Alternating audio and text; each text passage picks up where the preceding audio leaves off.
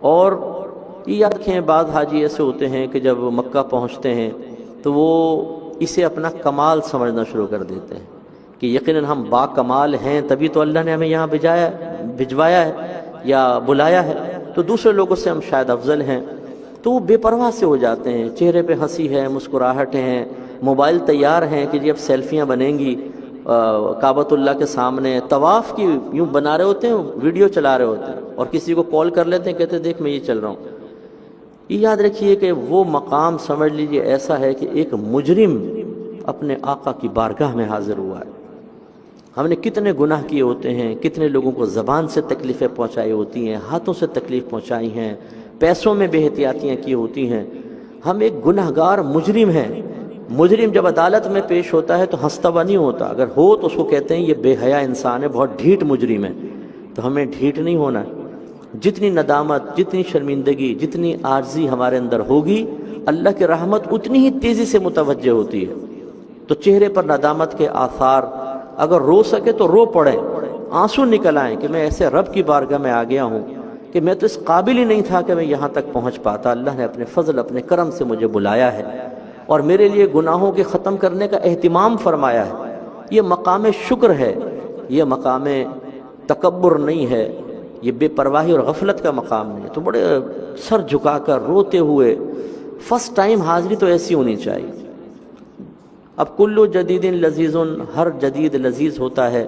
بعض اوقات تو وہاں پہ چونکہ کوئی ایران سے آیا ہے، کوئی عراق سے آیا ہے، کوئی سعودی عرب سے، چائنا کے لوگ، انگلینڈ سے، یو ایس سے، اور بہت، تو انسان آوارہ نظری میں مبتلا ہو جاتا ہے۔ یہ لوگ کیسا لباس پہنے، یہ کیسے، یہ کیسے۔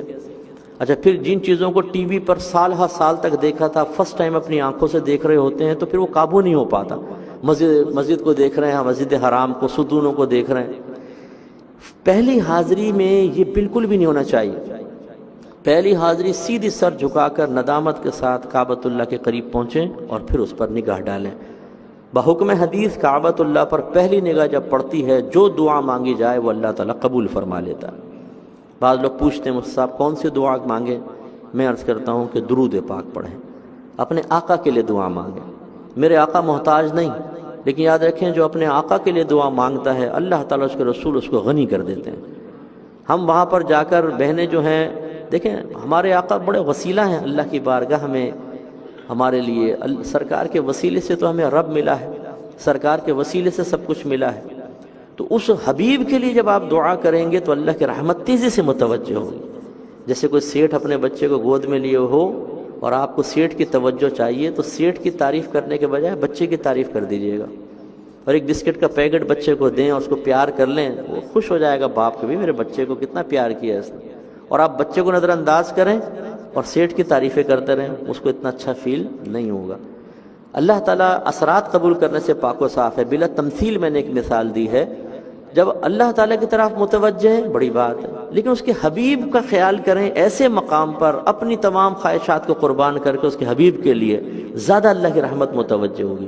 درود شریف پڑھ دیں، اس کے بعد اور دعائیں بھی آپ مانگ سکتے ہیں، مانگ لیں۔